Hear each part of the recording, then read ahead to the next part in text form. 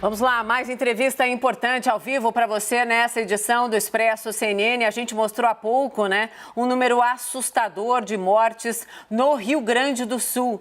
502 mortes por Covid foram registradas, então, de um dia para o outro. É o maior número desde o começo da pandemia. Vamos conversar, então, com o governador do Rio Grande do Sul, Eduardo Leite, que faz a gentileza de nos atender. Governador, boa noite, muito bem-vindo aqui ao Expresso CNN. Mona Lisa falando, o senhor me ouve bem? Ouço bem, sim, Mona Lisa, obrigado pelo espaço aqui da CNN e pelo jornalismo qualificado que fazem, dedicado a orientar a nossa população e informar em relação ao Covid. Muito obrigada. Governador, aqui a gente tem a gentileza como tônica. O Yuri Pita conseguiu essa entrevista, então fez a ligação, foi lá. Então, por favor, primeira pergunta, o Yuri Pita e, claro, comigo nessa entrevista, o Caio Junqueira também. Vamos lá, Yuri Pita, boa noite, bem-vindo ao Expresso. Boa noite, Mona. Obrigado aí pelas palavras tão gentis. Governador, obrigado mais uma vez por estar conosco. Queria que o senhor falasse desse quadro que o Rio Grande do Sul está vivendo. O senhor apresentou dados importantes de uma pesquisa que foi feita no estado, revelando o perfil, e queria que o senhor também abordasse um pouco isso, o quanto que a Covid avançou além daquele público que era considerado mais vulnerável, entre idosos e também pessoas que não têm comorbidades, como que o estado está enfrentando esse pico da pandemia, da doença, aí no Rio Grande do Sul. Mais uma vez, uma boa noite e obrigado por estar conosco. Muito obrigado, Yuri. Olha, para ser rápido e sintético, o objetivo aqui, nós tivemos no ano passado duas ondas, uma no inverno e outra no final do ano, em novembro, nós tivemos uma outra onda aqui no nosso estado. E o que aconteceu naquelas duas ondas? Nós tivemos cerca de 70 leitos a mais ocupados por dia em cada uma daquelas ondas. Nesta nova onda que nós vimos agora, em fevereiro, foram cerca de 350 leitos a mais ocupados por dia. E saímos de uma situação em que nós tínhamos cerca de 800 pacientes confirmados para coronavírus em leitos de UTI, para mais de 2.500 pacientes confirmados em leitos de UTI para o Covid. Então, foi um crescimento que fugiu ao padrão da própria pandemia. E neste aumento de pessoas ocupando leitos de UTI confirmados para coronavírus, o que os nossos indicadores apontam não é que esteja aumentando o número de jovens proporcionalmente em relação ao total de internados. É que está havendo um número maior de pessoas internadas. E aí fica mais visível, este grupo de jovens. Eu mesmo fui visitar alguns dos hospitais e pude perceber uma cena que choca, ver gente de 24, 40 anos, uma moça que chegou grávida e tiveram que fazer uma cesariana, retirar o seu filho que estava na UTI neonatal e ela entubada numa UTI. Não que as vidas de pessoas de mais idade seja menos importante, porque é igualmente importante, mas é claro que choca especialmente vermos esses jovens. Mas o que os indicadores mostram não é que estejam sendo acometidos mais os jovens, mas temos um aumento de proporção de internações e aí aparecem mais esse público jovem. E aí o ponto é, os jovens, quando eu falo jovem não é apenas 20, 30 anos, estou falando 50 anos, 60 anos dentro da perspectiva da própria Covid, são pessoas mais resistentes. Sim. Mais resistentes ficam mais tempo internadas, ocupam por mais tempo esses leitos também e aí tem uma dificuldade também da oferta do leito em função desta não rotatividade, pela maior permanência nesses leitos que estão internados. Sim, governador, estamos vendo aqui em São Paulo uma situação também absolutamente preocupante, mesmo aí com a decisão do governo de São Paulo de entrar então na fase emergencial, que é a mais dura, mas eu me lembro bem, conversando com as autoridades do Centro de Contingência em São Paulo há 2, 3 semanas, a gente perguntava, não é hora de vir uma medida mais dura, tem muita gente desrespeitando, as pessoas estão circulando, enfim, os números estão mostrando recorde de mortos, uma dificuldade imensa em diversos hospitais e cidades do estado de São Paulo, como Ribeirão Preto, Ribeirão Preto, que muita gente conhece, mesmo fora de São Paulo, com lockdown de verdade, com supermercado fechado.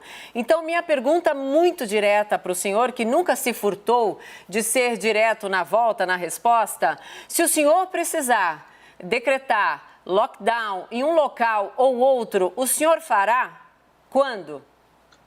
Olha, Mona Lisa, nós já estamos sendo o mais restritivo possível. Aliás, tenho sido muito atacado pelo bolsonarismo nas redes sociais, com muita virulência. Aliás, fui atacado, inclusive, nesta emissora, por um colega comentarista de muito pouco conhecimento e de um nível de argumentos rasteiro, inclusive, que é o Caio Coppola, atacando justamente as restrições que fizemos, severas, duras, para que nós pudéssemos restringir a circulação de pessoas aqui no estado, inclusive estabelecendo que os supermercados podem vender apenas os itens essenciais, como uma forma de desestimular a ida das pessoas a supermercados para fazer aquisição de itens que não sejam aqueles essenciais à sua sobrevivência, à sua subsistência, e também para não ferir concorrencialmente com outras lojas. Aliás, também porque alguns comerciantes,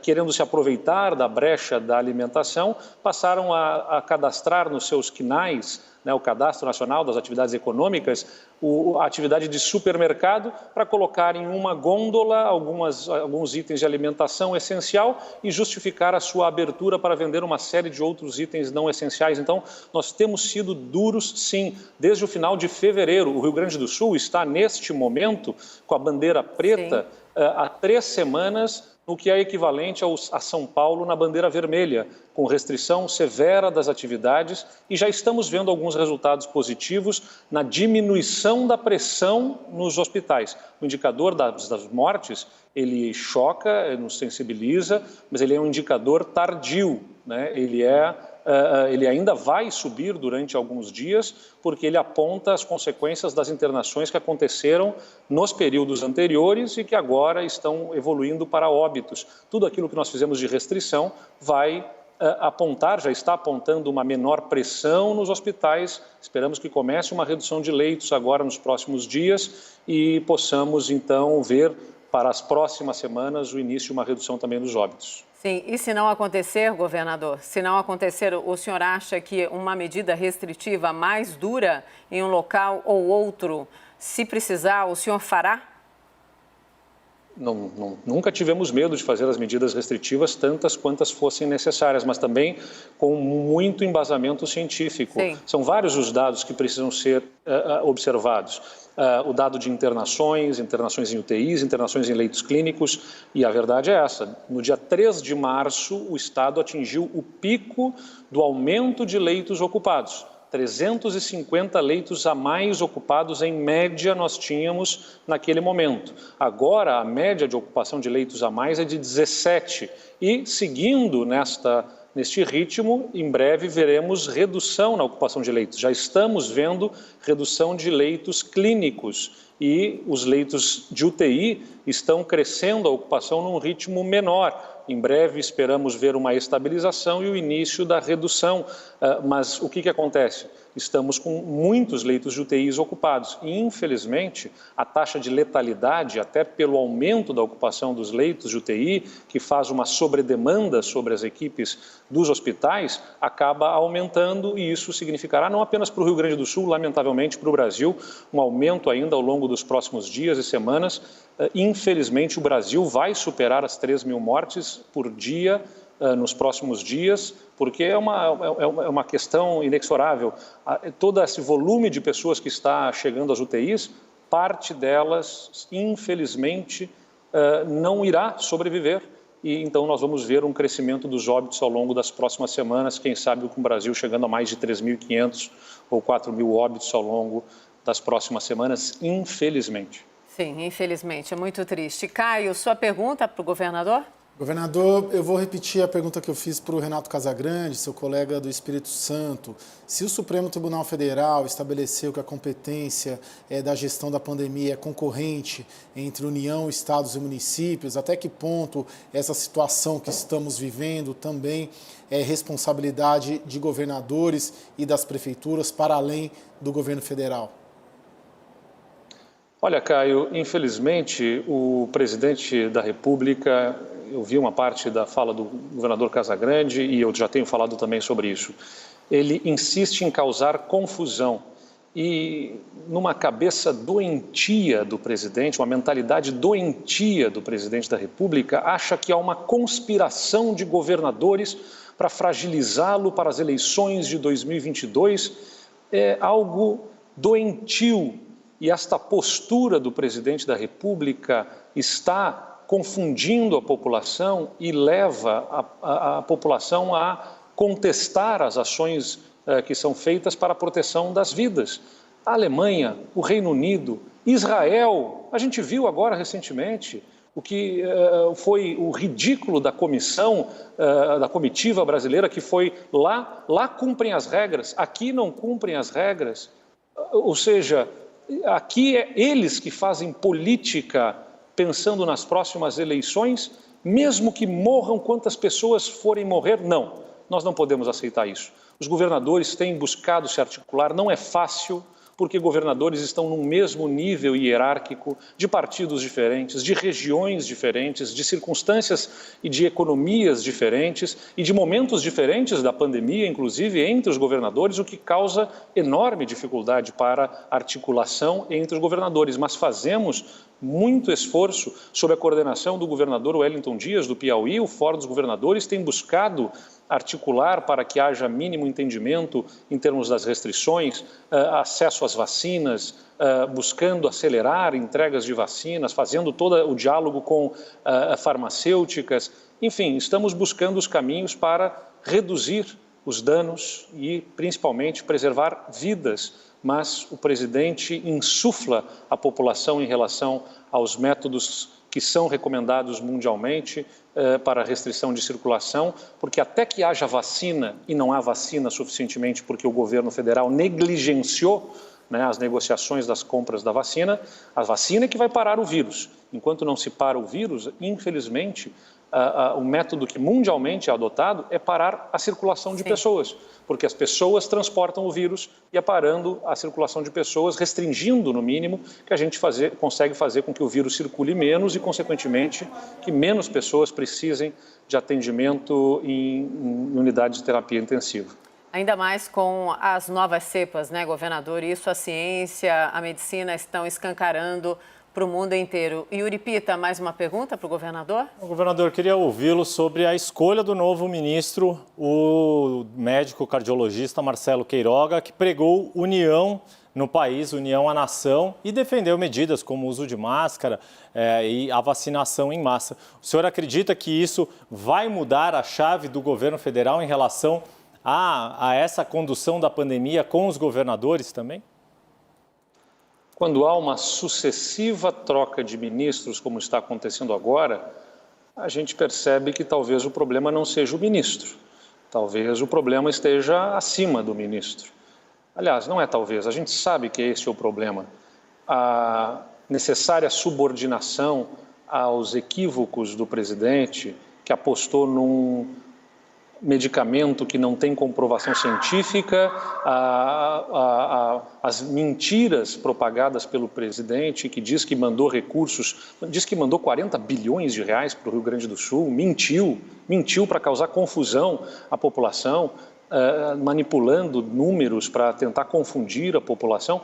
O presidente, infelizmente, tem dificultado esta união. Mas eu quero dizer claramente aqui, se o ministro e se o próprio presidente chamar para conversarmos e buscarmos união nacional, eu atenderei imediatamente a este chamado, porque é o que mais desejamos, é união nacional para ter um inimigo apenas, que é o vírus, e não nós entre nós mesmos, tendo que travar uma guerra como a que temos que travar, com a narrativa que tenta criar o governo, o gabinete do ódio, a sua militância virtual para confundir a população. Então, eu desejo sorte ao ministro, é um profissional respeitado, tem uma liderança política também do segmento, do setor da saúde, o que promete, ou pelo menos prenuncia que tem habilidade política para gerenciar esta crise. Terá,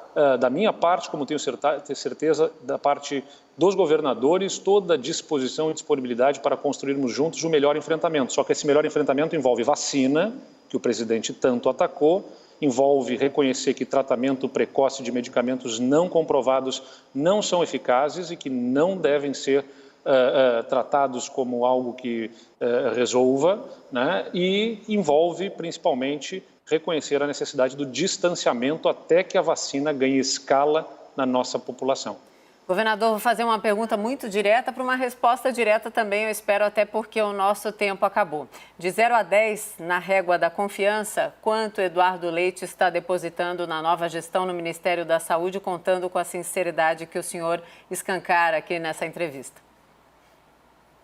Olha, Mona Lisa, eu tenho 10 em esperança, em confiança, como infelizmente o presidente da República, isso ficou muito claro no próprio convite feito à médica Ludmila, exigindo e pedindo, né, que não defendesse lockdown, que não atacasse o medicamento precoce, né. O que eu espero é que o ministro cumpra o seu papel como médico. Espero, isso é esperança. Confiança, eu não sei o quanto que eu posso ter até que o ministro faça os seus primeiros movimentos para gerenciar a crise, né, e que vá na direção do que a gente precisa, articulação internacional para conseguir vacinas mais rapidamente, né, e o necessário apoio ao distanciamento nesse momento, que é o que pode salvar vidas para reduzir a circulação do vírus. Certo. Governador Eduardo Leite, governador do Rio Grande do Sul, muito obrigada. Em tempo, apenas uma ressalva, a liberdade de opinião, ela é assim mesmo. Ela tem os seus erros e seus acertos, mas eu gosto muito de trabalhar num lugar onde as vozes são ouvidas desse jeito aqui, que o senhor está conversando com a gente, sem edição, papo reto e, claro, contando aí com a gentileza de uma próxima entrevista. Muito obrigada, governador. Boa noite ao senhor e boa sorte. Eu agradeço o espaço e a independência da CNN que nos permite a expressão dessa opinião. Eu defendo uma imprensa livre para criticar e, eventualmente, também para ser criticada, mas livre sempre. É isso que nós precisamos. Obrigado. Sem dúvida. Obrigada, governador.